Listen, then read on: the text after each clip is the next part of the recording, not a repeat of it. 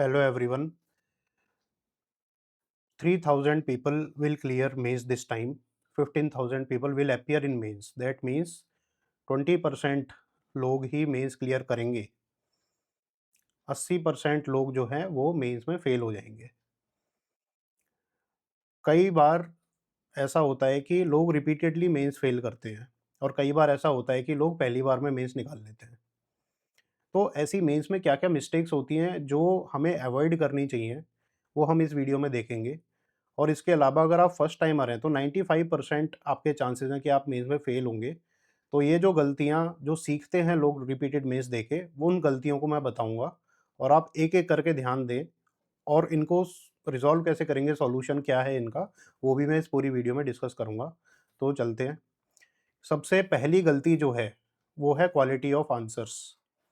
कि how many answers you will write of good quality, ये थोड़ा-सा डाउट होता है. मोस्टली कैंडिडेट्स क्या करते हैं कि 20 क्वेश्चंस आए, 20 क्वेश्चंस में से 7 6-7 बहुत अच्छे आंसर्स लिख के आते हैं, 6-7 अबव एवरेज क्वालिटी के लिख के आते हैं और 6-7 आंसर वो कैसे लिख के आते हैं, बिल्कुल ही पुअर क्वालिटी के. बस स्क्राइबिंग कर दी, समझ नहीं आ रहा क्वेश्चन, ऐसे ही कर दिया.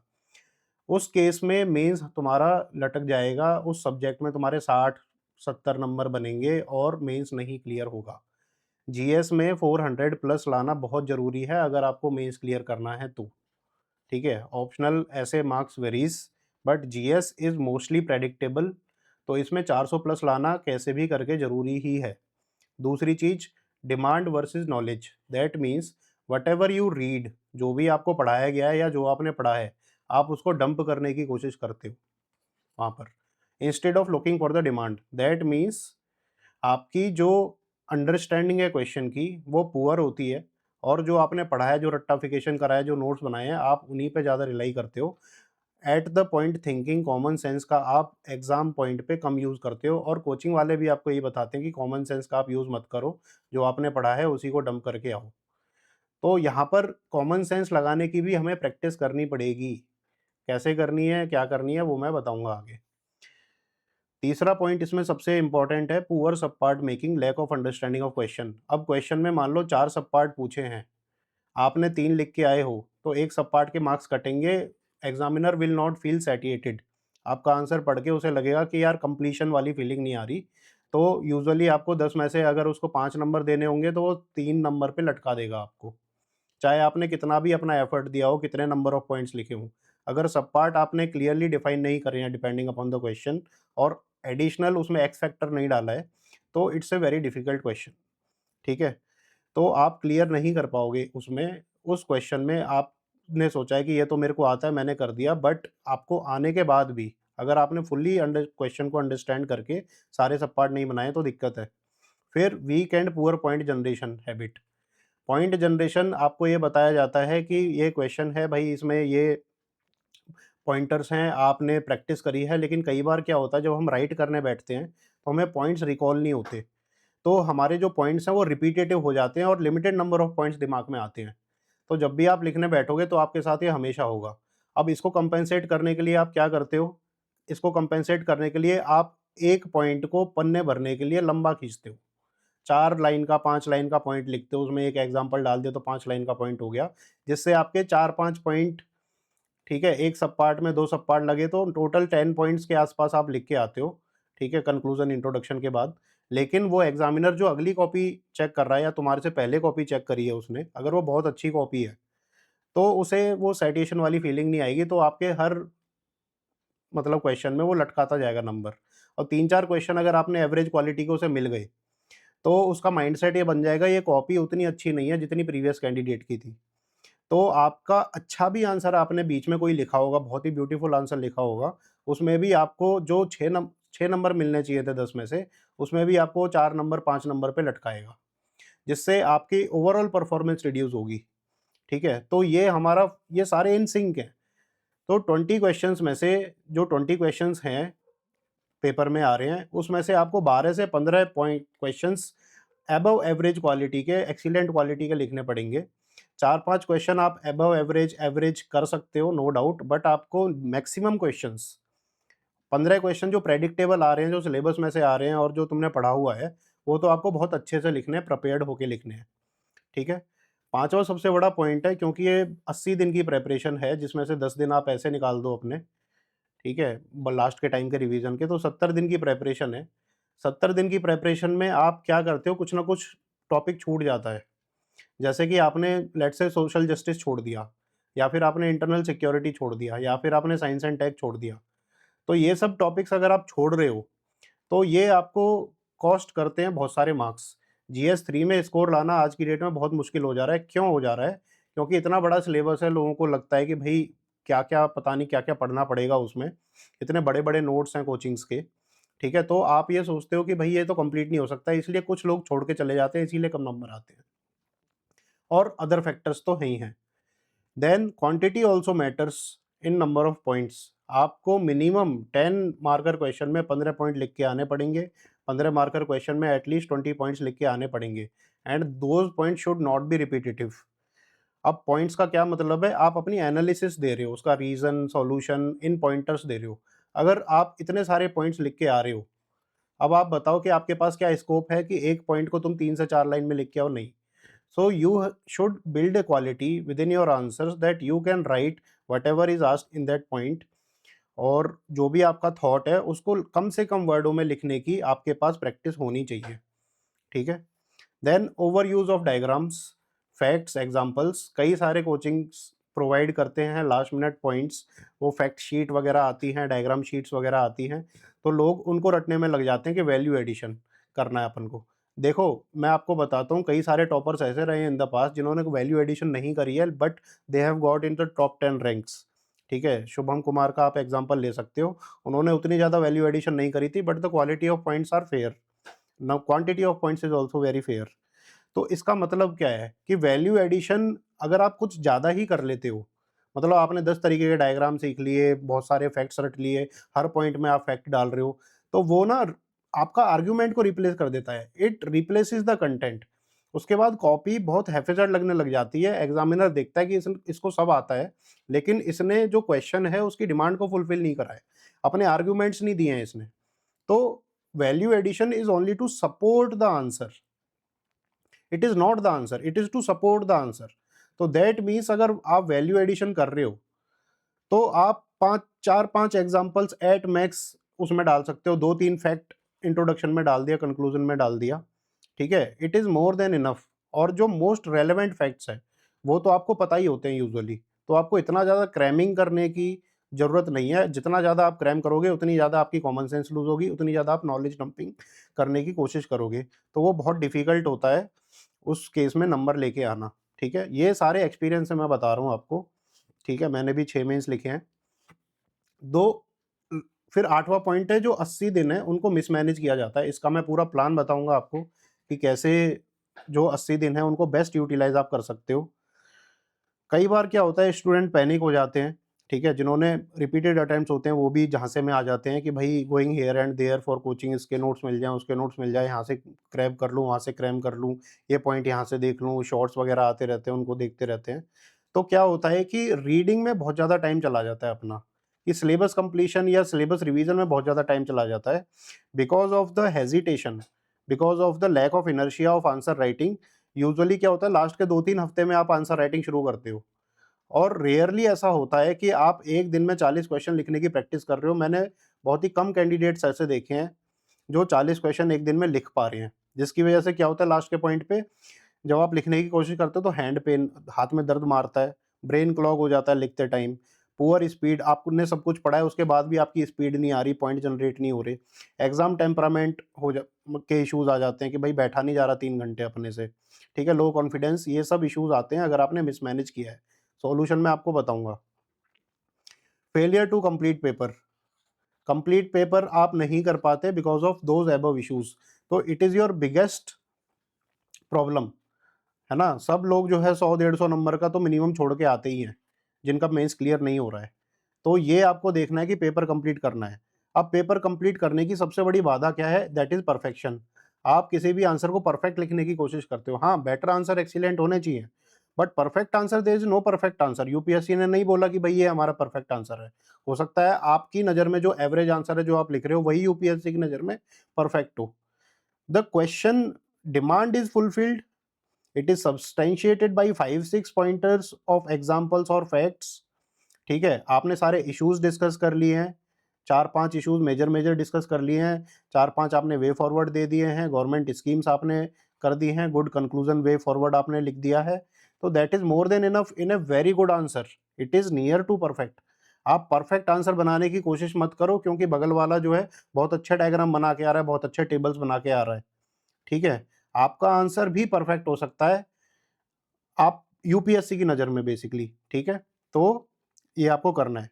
Relying only on coaching notes, देखो coaching notes will help for sure in terms of कि आपकी थीम आइडेंटिफिकेशन उस पर्टिकुलर टॉपिक को कम से कम टाइम में कैसे कंप्लीट किया जा सकता है, but at the same time जो पॉइंट्स आपके दिमाग में बार बार रिकॉल होने लायक हैं उनको आप लिखो, जो फैक्ट्स एग्जांपल्स आपके माइंड में बार बार रिकॉल होने लायक हैं उनको लिखो। Do not over do it. ऐसा नहीं कि एक पर्टिकुलर टॉपिक में आपने 10 फैक्ट 10 एग्जांपल और ऐसे तुमने सारे 250-300 टॉपिक में बना दिए, इतना नहीं करना है।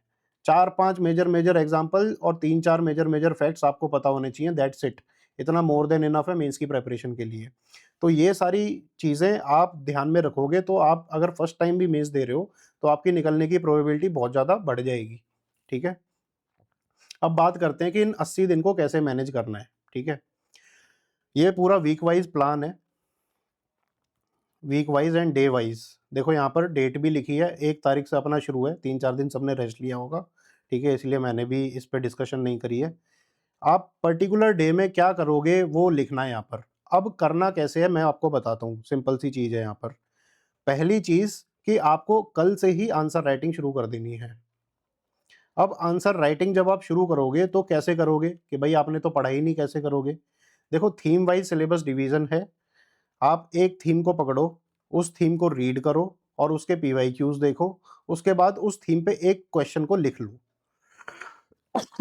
बड़ी थीम है तो 2 क्वेश्चन लिख लो, उससे बड़ी थीम है तो 3 क्वेश्चन लिख लो। अब थीम कितनी बड़ी है, कितनी छोटी है, कैसे डिसाइड होगा?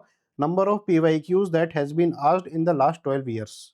पिछले 12 साल में जितने उस थीम से पीवाईक्यू पूछे गए हैं, वो उसकी इम्पोर्टेंस को दर्शाता है। अब ये आपको कैसे पता चलेगा कितने पीवाईक्यू पूछे हैं?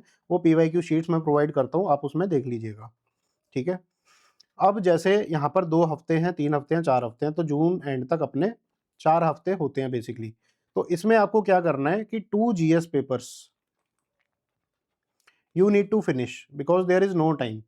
और एक दिन को 2 पार्ट में डिवाइड करना है, एक मेंस का पार्ट जीएस का, एक ऑप्शनल का पार्ट। ऐसा नहीं है आप पूरा महीना ऑप्शनल में दे दोगे फिर जीएस बाद में करोगे, उससे तो फिर ऑप्शनल आपका छूट जाएगा, 1 हफ्ते में आप रिवीजन कैसे करोगे? तो you need to divide your day into 2 parts in which you will give 5 to 6 hours to your GS preparation and 4 to 5 hours to your optional preparation. अब करना कैसे है? सिंपल सी चीज़ है, आपने एथिक्स मान लो कि 1 हफ्ते आपने एथिक्स निपटानी है, ठीक है? उसका जो सिलेबस है। अब कैसे करोगे? एथिक्स में 7-8 थीम है, एक थीम को 1 दिन में करोगे। उसके पीवाईक्यूज़ देखोगे कौन-कौन से पीवाईक्यू हैं, उनके सॉल्यूशंस पढ़ोगे पीवाईक्यू के सॉल्यूशंस, और जब आपने पढ़ लिया, आपको समझ में आ गया, पॉइंट्स आपने गैदर कर लिए, उसके बाद उनको राइट करोगे। कैसे राइट करोगे? सैंपल क्वेश्चन में राइट करोगे। अब कई सारे बच्चे बोलेंगे सर टेस्ट सीरीज़ लगानी चाहिए, नहीं लगानी चाहिए? अब देखो टेस्ट सीरीज़ मैं नहीं बोलूँगा लगानी चाहिए, सीधी-सी बात है। क्यों नहीं लगानी चाहिए? एक केस में आप लगा सकते हो, डेमो मेंस आप दे सकते हो। डेमो मेंस आप दे सकते हो। नहीं, अगर टेस्ट सीरीज़ लगाओगे तो हफ्ते में मान लो 1 टेस्ट होगा, आपको ये रहेगा कि पहले मैं सारा कंप्लीट कर लूँ फिर मैं जाके टेस्ट देने जाऊँगा। तो आपकी डेली तो प्रैक्टिस हुई नहीं। जब डेली प्रैक्टिस नहीं हो रही, so how will your hand और brain will have the stamina to write answers? Daily practice होगी जभी तो मसल मेमोरी बनेगी हाथ की और दिमाग की। ठीक है? तो आप ऐसे करो कि डेली 10 क्वेश्चन्स आप राइट करो उस थीम के। जैसे एथिक्स में आपने ह्यूमन वैल्यूज़ पढ़ी, तो ह्यूमन वैल्यूज़ के आपने 10 क्वेश्चन राइट कर लिए। फिर नेक्स्ट डे आपने इमोशनल इंटेलिजेंस एप्टीट्यूड पढ़ा, तो 5 क्वेश्चन इमोशनल इंटेलिजेंस के, 5 क्वेश्चन एप्टीट्यूड के आपने लिख लिए। फिर civil services values, professional corruption वगैरह, ये वर्क कल्चर वगैरह आता है, उसके आपने 3-4 टॉपिक डिसाइड करे, आज मैं ये करूँगा। आज आपने पीवाईक्यू देखे, उनके सॉल्यूशंस देखे और आपने नोट्स देखे, शॉर्ट नोट्स या long notes whatever you may prefer. ठीक है? आपने पॉइंट्स गैदर करे, फिर उसके आपने 10 क्वेश्चन राइट कर लिए। इतना करने से ही आपकी एथिक्स कंप्लीट हो जाएगी, आपको कोई जाके कोचिंग में टेस्ट लगाने की ज़रूरत नहीं है। ठीक है? सेल्फ स्टडी करोगे तो बहुत बेटर तरीके से आप इसको यूटिलाइज़ कर सकते हो। if some institute providing you a plan and you are ready to go with that plan and that plan is simple, then you can join that. Otherwise I would suggest कि आप अपने time से अगर आप self motivated हो तो कर सकते हो, ठीक है। Similarly you do all these stuff कि 3 दिन आपने केस स्टडी में लगाए, 3 दिन आपने गवर्नेंस कंप्लीट करी, ठीक है, पूरा हफ्ता आपने पॉलिटी में लगाया, फिर सोशल जस्टिस आईआर में पूरा हफ्ता लगाया, फिर आपने इकोनॉमी एग्रीकल्चर में 1 हफ्ता लगाया। इस तरीके से आप डिवाइड कर सकते हो। ये शीट ब्लैंक ब्लैंक आप मेरे एप्लीकेशन पे जाके फ्री कंटेंट में जाके आप इसको देख सकते हो। ब्लैंक भी आप ले सकते हो, आप खुद से फिल करके कि कौन सी सब्जेक्ट करोगे, टारगेट मैट वाला ऑप्शन है, आप इसको डाउनलोड कर सकते हो, ठीक है। पीडीएफ में भी दी गई है, एक्सेल शीट में भी दी गई है, आप इसको डाउनलोड करके अपने हिसाब से मॉडिफाई करके आप अपना प्रिपरेशन प्लान बिल्कुल बना सकते हो, ठीक है। दूसरी चीज़ आती है कि ऑप्शनल में क्या करना है। देखो ऑप्शनल में यूजुअली जो भी ऑप्शनल आपका है, नियरली उसमें 30 चैप्टर्स के अराउंड रहते हैं, ठीक है। 30 चैप्टर्स के अराउंड, किसी में 25 रहते हैं, किसी में 30 रहते हैं, लेट्स से 30 चैप्टर्स हैं। If you are doing half a chapter a day, half chapter a day and you are writing 5 questions in that particular chapter, ठीक है, पर डे, मतलब 5 क्वेश्चन लिखने में आपको कितना टाइम लगेगा। यूपीएससी में तो आपको पौने घंटे में लिखना है, तो 1 घंटा भी आप लगा के चलो और 2 घंटे 3 घंटे की आप रीडिंग करो उसके पहले, उस चैप्टर को खत्म करने से पहले, तो आप इसको आराम से कंप्लीट कर सकते हो आधा चैप्टर। अगर आप आधा चैप्टर कंप्लीट कर रहे हो डेली, तो 1 चैप्टर आपका 2 दिन में कंप्लीट हो रहा है। इसके हिसाब से आप 2 महीने में पूरा ऑप्शनल विद राइटिंग कंप्लीट कर सकते हो। पूरा ऑप्शनल विद राइटिंग आप कंप्लीट कर सकते हो, ठीक है। बिना राइटिंग के तैयारी नहीं करनी है मेंस में, नहीं आप फंसोगे बहुत बुरी तरीके से, ठीक है।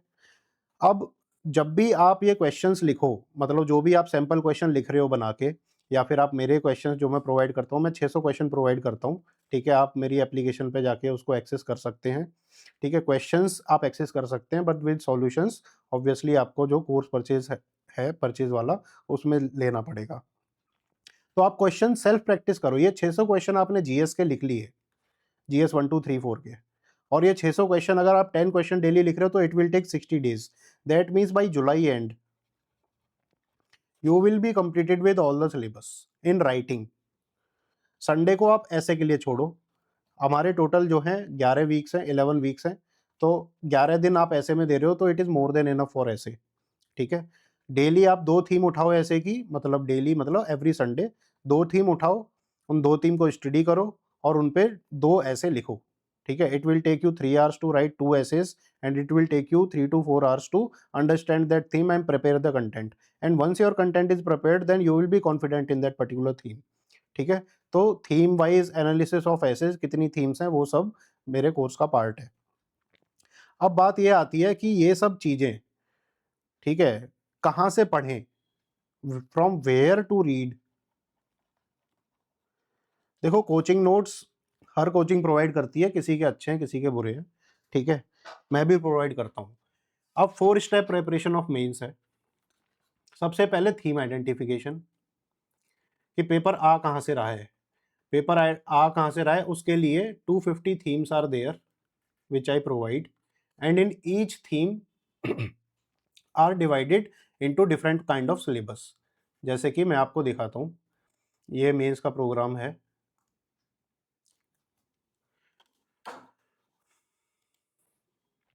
अब हम जाते हैं लेट्स से GS2 में, ठीक है। GS2 is more simpler than any other subject, simplicity के लिए बता रहा हूँ। जैसे गवर्नेंस है, गवर्नेंस में आप जाएंगे PYQs में, PYQ थीम वाइज PYQ आपको यहाँ पर मिलेंगे। अब PYQs में कितनी थीम्स हैं, एक NGO थीम है, एक सेल्फ हेल्प ग्रुप वाली थीम है, एक प्रेशर ग्रुप वाली थीम है, citizen charter, whistle blowing, right to information, good governance, e governance and civil service reform, Aadhaar, government policies and this that, ठीक है। ये सारी थीम्स हमारी गवर्नेंस की हैं। अब इन थीम्स से आपको पता लगेगा कि क्वेश्चंस आर रिपीटेड, जैसे कि मैंने डिफरेंट डिफरेंट वीडियोस में बताया है कि अगर आपने वन काइंड ऑफ क्वेश्चन कर लिया कि एनजीओ के लेट से आपने इसमें एनजीओ के what is NGO, what is civil society, what is the role of civil society, how it is different from a non state actor, ठीक है, और एंटी स्टेट एक्टर, और what are the issues with it, what the government is doing to resolve those issues, and what you can suggest to improve certain conditions with regards to civil society। अगर आपने 7 dimensions में कोई भी topic, ये major topic cover कर लिया, तो आप ये सारे क्वेश्चन कर सकते हो। सिमिलरली सेल्फ हेल्प ग्रुप में भी अगर आपको ये पता है कि सेल्फ हेल्प ग्रुप होता क्या है, उसका रोल क्या है, उसने क्या एविडेंसेस आपने कलेक्ट कर लिए कि उसने कहाँ-कहाँ बेटर परफॉर्मेंस दी है, उसमें इश्यूज़ क्या हैं, ठीक है? चा 5-6 आपने इश्यूज़ देख लिए, फिर गवर्नमेंट क्या कर रही है उन रिज़ॉल्व करने के लिए उन इश्यूज़ को, तो 1-2 स्कीम्स गवर्नमेंट की देख ली या इनिशिएटिव्स देख लिए। उसके बाद आप सजेशंस देंगे कि उस पर्टिकुलर इश्यू को हम जितने भी इश्यूज़ हैं उनको कैसे रिज़ॉल्व कर सकते हैं। अगर आपने इतना कर लिया तो ये जितने भी क्वेश्चंस आ रहे हैं वो लगभग आप सारे with this kind of information आप उसको रिज़ॉल्व कर सकते हैं, ठीक है? इन डिटेल अगर आपको देखना है तो इनकी वीडियोज़ भी हैं। जैसे ये पीवाईक्यूज़ हैं, पीवाईक्यू के सॉल्यूशन है, आपको एक बार इनको रीड करना है सॉल्यूशंस को मोटा-मोटा, जिसमें आपको पॉइंटर्स मिल जाएँगे कि what to write, what not to write with examples, ठीक है? आपने पीवाईक्यू देख लिए ये अब आप बैक जाते हैं, ठीक है? फिर आप जाएँगे नोट्स में। अगर आपको कुछ पीवाईक्यूज़ के सॉल्यूशन से पूरा नहीं क्लियर हो रहा है, तो आप नोट्स देख सकते हैं। अगर आपको बिल्कुल ही अंडरस्टैंडिंग नहीं है उस पर्टिकुलर की, तो ये लॉन्ग नोट्स हैं। लॉन्ग नोट्स हैं। Total governance is of 40 pages. 40 page में पूरी गवर्नेंस के नोट्स कंप्लीट हैं। ठीक है? तो 40 पेज पढ़ेंगे, आपके गवर्नेंस के 4 क्वेश्चन फिक्स हैं। इसी में से पेपर आएगा और इसके बाहर कोई भी क्वेश्चन आता है तो आपको रेलेवेंट कंटेंट है आपके पास टू राइट। ठीक है? एनजीओ सारे इसमें टॉपिक्स गिवन हैं लॉन्ग नोट्स में। अगर आपको शॉर्ट नोट्स में जाना है, तो शॉर्ट नोट्स में से भी आप पॉइंटर्स पिक कर सकते हो। These are of 23 pages. तो एक सब्जेक्ट पर सब्जेक्ट आप ऐसे कवर कर सकते हो। अगर आपको दिक्कत है, तो आप बड़ा वाला कोर्स मतलब जो 4000 वाला कोर्स है, आप उसको लेके इसमें सेशंस भी देख सकते हैं, ठीक है? In each part of syllabus there are sessions which are करो, प्रोवाइडेड फॉरेस्ट इन लॉज में रिकॉर्डिंग। ऐसे-ऐसे चेंज इसमें करो, सारे जितने भी पीवाईक्यूज़ डिस्कस करे गए हैं। इनका आंसर ये कह कैसे रहा है लिखा कि जाएगा, कैसे नहीं लिखा जाएगा, पॉइंट बाय पॉइंट मैंने अपना इसमें जो है बताया एफर्ट है, लगाए, ठीक है? कैसे आपको ठीक है? डायग्राम तब बनाने हैं, ज़्यादा कैसे नहीं फ़ायदे की बनाने चीज़ हैं, ये होती आपको है, इसमें दखलेबाज़ी बहुत दिख ज़्यादा जाएगा होती है। प्रॉपर्ली, तो ठीक है? गवर्नमेंट ने क्या इन नोट्स को बेटर यूटिलाइज़ कैसे करना है, कैसे अपने शॉर्ट नोट्स बनाने हैं, वो सब मैंने अपनी क्लासेस में बताया हुआ है। तो ऐसे ही सारे टॉपिक्स में IR, social justice, governance, polity ये।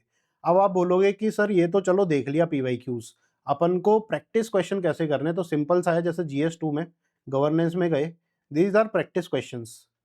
अब इसमें प्रैक्टिस क्वेश्चन में आपको सिर्फ क्वेश्चन मिलेंगे जो आप एज़ ए टेस्ट पेपर अपना यूज़ कर सकते हो। यहाँ पे क्वेश्चन है, इन सारे क्वेश्चंस को लिखो आप, ठीक है? These are predictable question that might come in mains, ठीक है? I won't guarantee it exactly, but when you write it you will have enough content. कैसा भी क्वेश्चन आ जाए मेंस में, आप उसका आंसर बहुत अच्छे से लिख सकते हो if you have done these questions, ठीक है?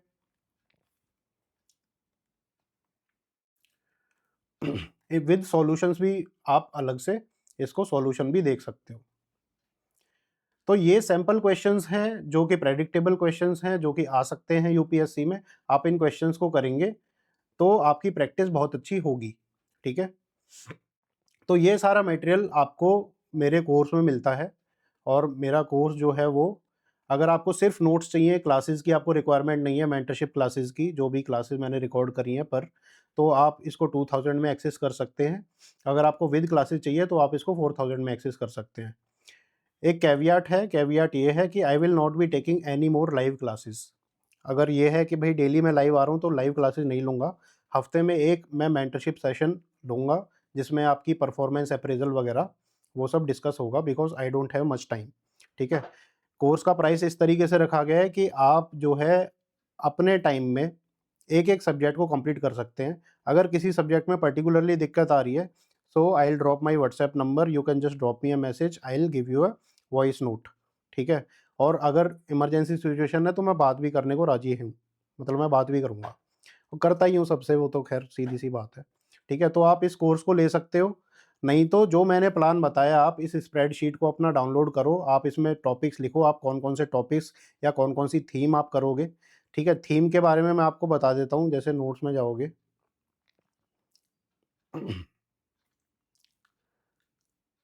दीज़ आर द थीम्स, ठीक है? तो इन थीम से कितने-कितने क्वेश्चन आए हैं, तो इन थीम्स के हिसाब से आप यहाँ पे राइट कर सकते हो कि ये थीम भई मैं आज की डेट में कवर करूँगा, ये 3 थीम, नेक्स्ट 3 मतलब 3 थीम मैं अगली डेट में कवर करूँगा।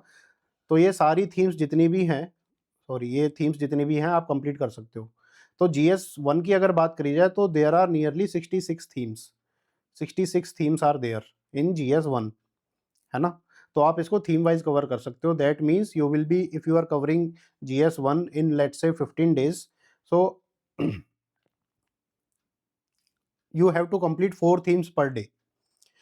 अब ये करना ही पड़ेगा अगर आपको 80 दिन में सिलेबस कंप्लीट करना है, नहीं तो नहीं हो पाएगा, सीधी-सी बात है, ठीक है? या फिर आप भगवान भरोसे कुछ टॉपिक्स को छोड़ के जा सकते हो अगर आपने कंप्लीट नहीं करा तो। और इन राइटिंग कंप्लीट करना बहुत ज़रूरी है। अगर आप डेली 15 क्वेश्चन लिख रहे हो, 10 क्वेश्चन जीएस के, 5 क्वेश्चन उसके और थ्रू आउट लिख रहे हो, तो आपका ये सिलेबस कंप्लीट हो जाएगा मेरे प्रेडिक्शन के हिसाब से 70 डेज़ में। उसके बाद आपको 10 दिन, 12 दिन जो भी मिल रहे हैं, आपको डेली के जो क्वेश्चन आपने लिखे हुए हैं ऑलरेडी, उनको दोबारा लिखना है, रिपीटेड क्वेश्चन लिखने हैं, नए क्वेश्चन नहीं लिखने। इससे क्या होगा, जो भी आपने पढ़ा है वो कंठस्थ हो जाएगा और आपको इस पीरियड में डेली से 30 से 40 क्वेश्चन के आसपास लिखने की ट्राई करना है, ताकि मेंस में आपका पेपर कंप्लीट हो, वो कॉमन सेंस एप्टीट्यूड डेवलप हो जाए, गट फीलिंग डेवलप हो जाए और जितना भी कॉन्फिडेंस बिल्ड होना हो वो पहले ही हो जाए। ऐसा नहीं कि हम मेंस में जाके धूम मचा देंगे, कोई नहीं मचा पाता, डायरेक्ट जाता है तो, ठीक है? तो आपको पहले से प्रैक्टिस करनी पड़ेगी। तो 70 दिन में आप सिलेबस कंप्लीट करके अपना छुट्टी कर सकते हो और all the best to you all, ठीक है? अब बात ये है कि कौन प्रिपेयर करे? भाई देखो, कट ऑफ मेरे हिसाब से 70 +-3 जाएगी, तो जिसके भी 65 से नंबर ज़्यादा आ रहे हैं और यूपीएससी की अभी प्रोविज़नल की आई है कट ऑफ, कुछ नहीं कह सकते कितनी जाएगी, कितनी नहीं जाएगी, बहुत क्वेश्चन ड्रॉप हो सकते हैं, मतलब जब उसकी फाइनल की आ जाएगी। तो आप ये मान के चलो 65 से ऊपर आ रहे हैं तो आप तैयारी शुरू कर दो। इन एनी केस अगर आपका प्रीलिम्स नहीं हुआ और आप मेंस देने में नेक्स्ट ईयर इंटरेस्टेड हैं, तो भी आपको एक्सपीरियंस तो लेना पड़ेगा एक बार। तो आप क्या करें, इन 3 महीने अच्छे से, जैसे आप मेंस दे रहे हो, ये सोच के प्रिपेयर करें और मेंस देने के बाद जो पेपर मतलब मेंस का आएगा, उसे घर पे एग्ज़ाम कंडीशंस में लगाएँ। अब इससे क्या होगा, एग्ज़ाम कंडीशन में लगाने से आपको जितनी भी आपकी कमियाँ हैं इन ढाई 3 महीनों में पता लग जाएँगी कि भाई मैं यहाँ लैग करता हूँ, वहाँ लैग करता हूँ, ये सब्जेक्ट में वीक हूँ, ये सब्जेक्ट के आंसर नहीं लिखे जा रहे या मेरे से कंप्लीट नहीं हुई तैयारी। तो ये जो प्रॉब्लम्स आपने फेस करी हैं, तो आपके पास हिंडसाइट रहेगी, जब आप नेक्स्ट ईयर प्रिपेयर करेंगे, तो ये गलती आप नहीं दोहराएँगे, ठीक है? तो मिलते हैं नेक्स्ट वीडियो में, बाय-बाय।